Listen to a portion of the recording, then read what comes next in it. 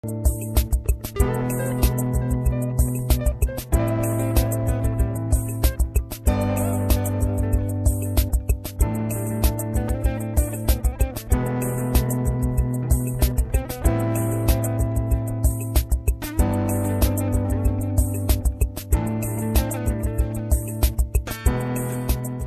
are the strategies implemented in Dutch universities in order to promote adaptation of educational methodologies in the European higher education area framework?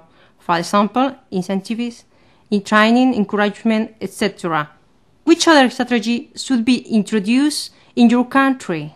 There aren't any special strategies, because in Dutch education everybody expects of teachers and professors to be innovation, to be a part of their job.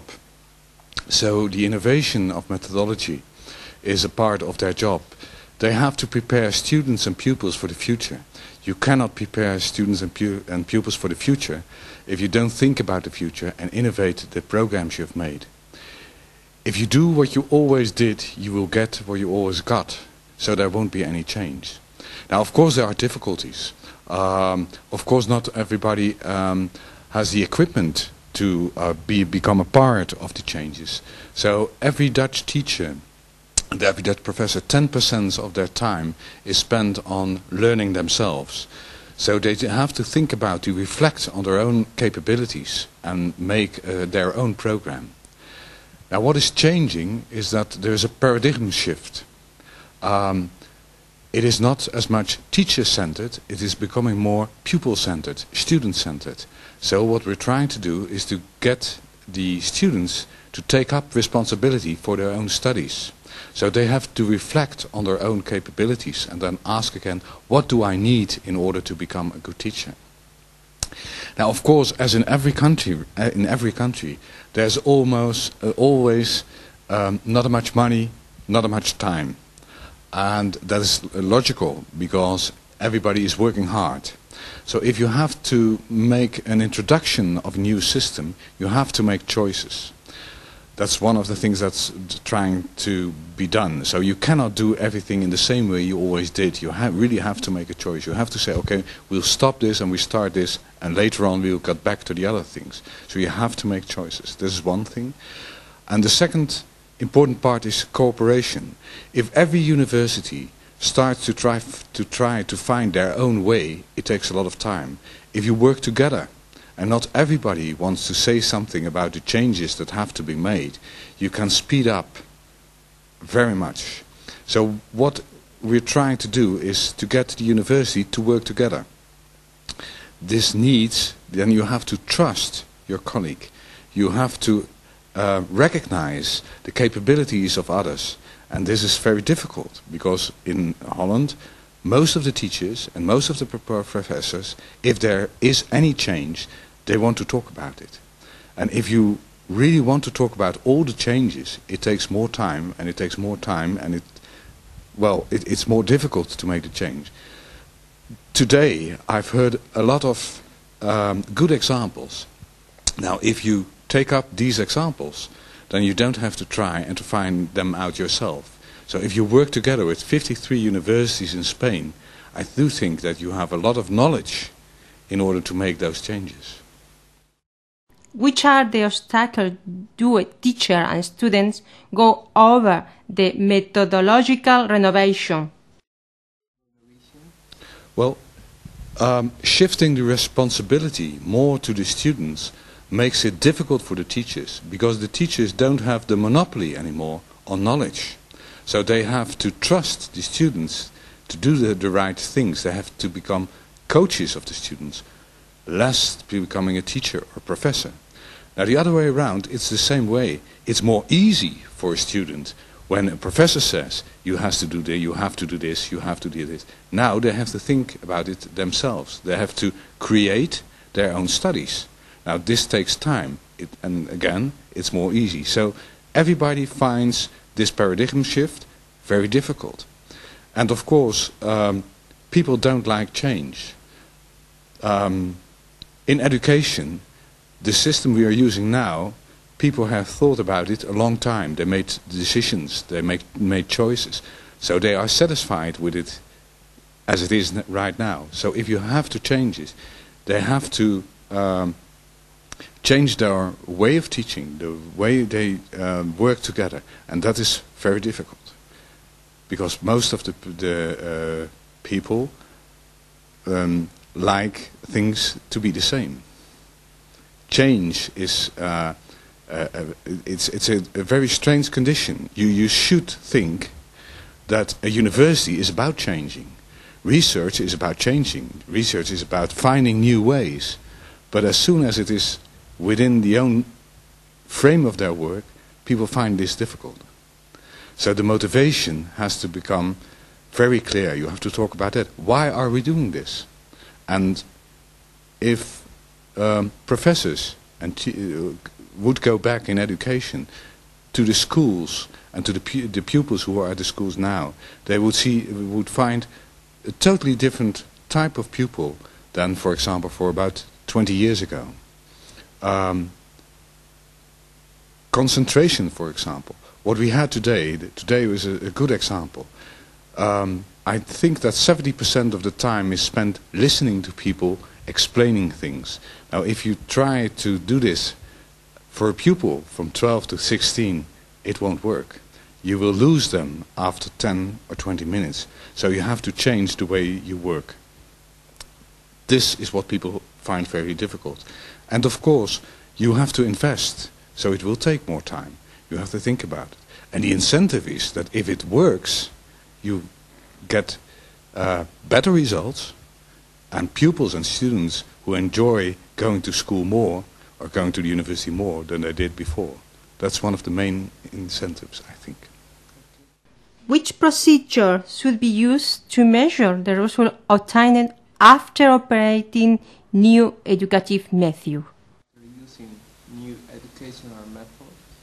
Well, let me talk about different levels.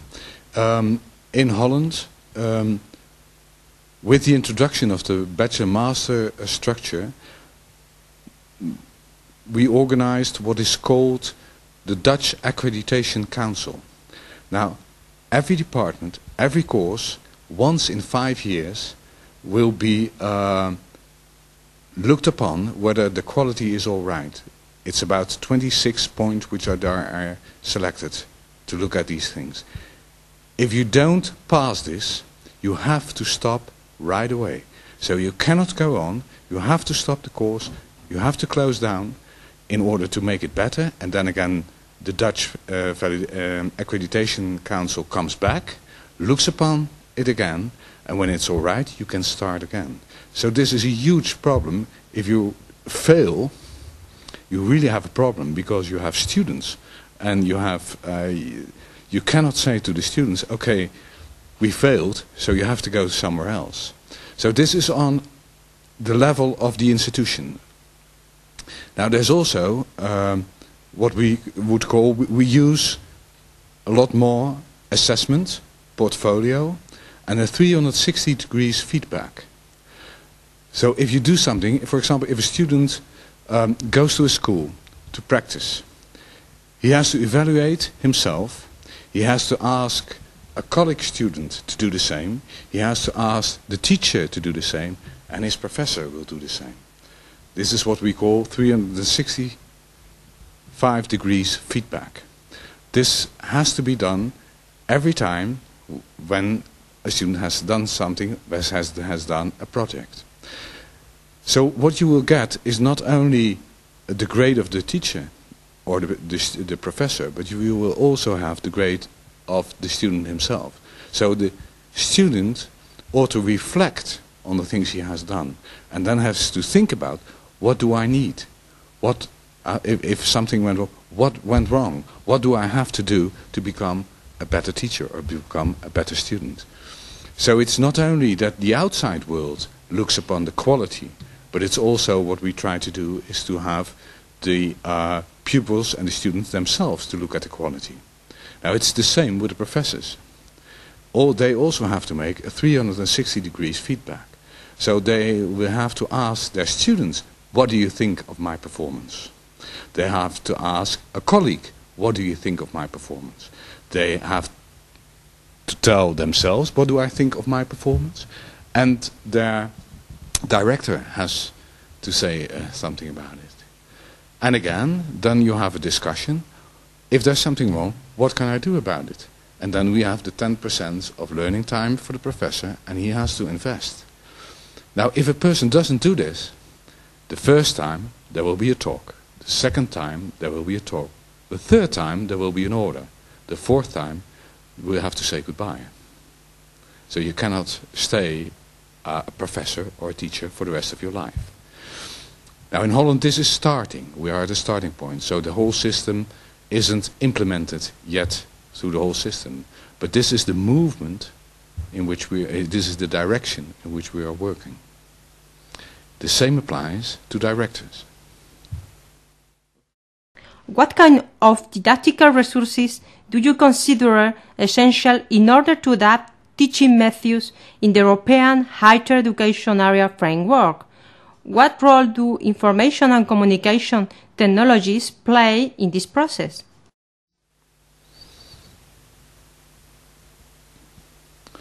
Well, the most important didactic resource is this change in order to make the student responsible for their own studies. Now, the internet or the ICT components make it more easy because it will take less time. Let me give you an example.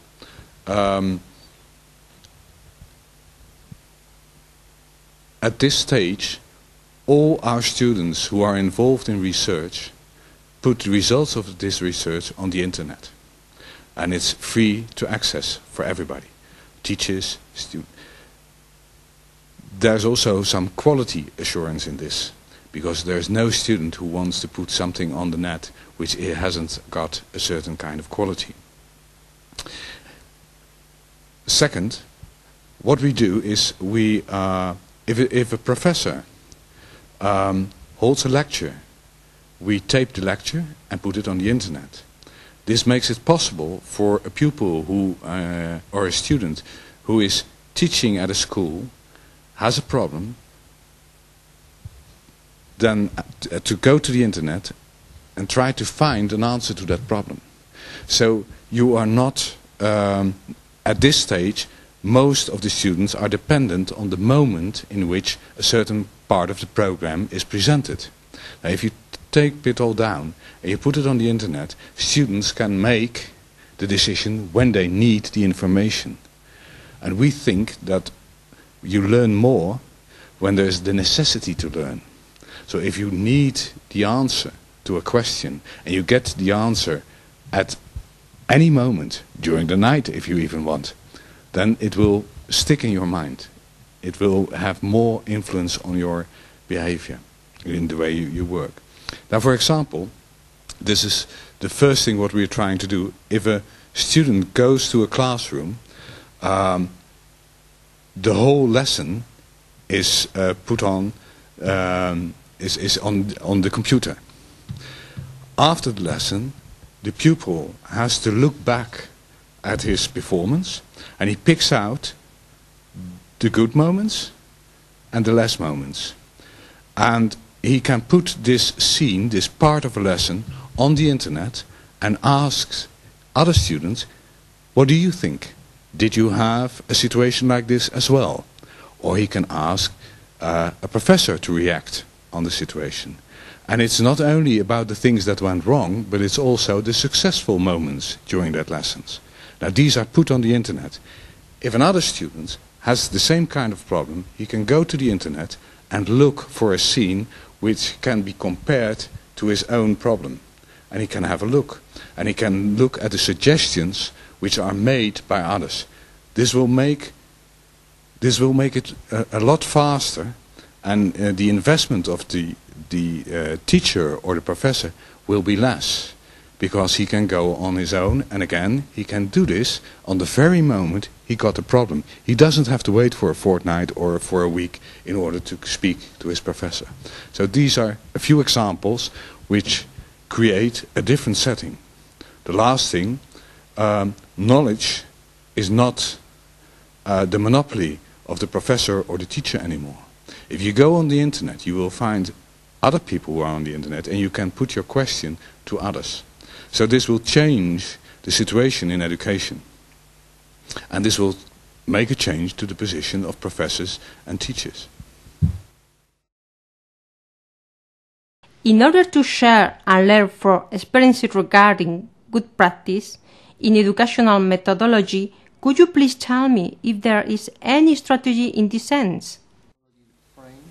Yes, a few months ago, the 1st of April, we started a website. And on this website, all the research is put down in a certain area. And it can be accessed by anybody who wants to look at it.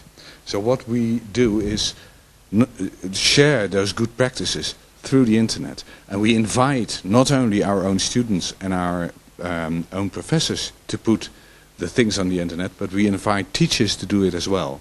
So if a teacher is working somewhere in the Netherlands and he wants to know if any other teacher has got the same problem, or he wants to know how he solved a certain problem, he can look this up on the net. If there's something missing, he can ask an academy team to make a research or to make a knowledge chain and to help him or her. Students can become involved in this way. Now this just started on the 1st of April, so I don't know how the effect will be in the future. But I have high expectations, and I hope people will use it in order to, well, to improve their own practice. Okay, thank you very much. You're welcome.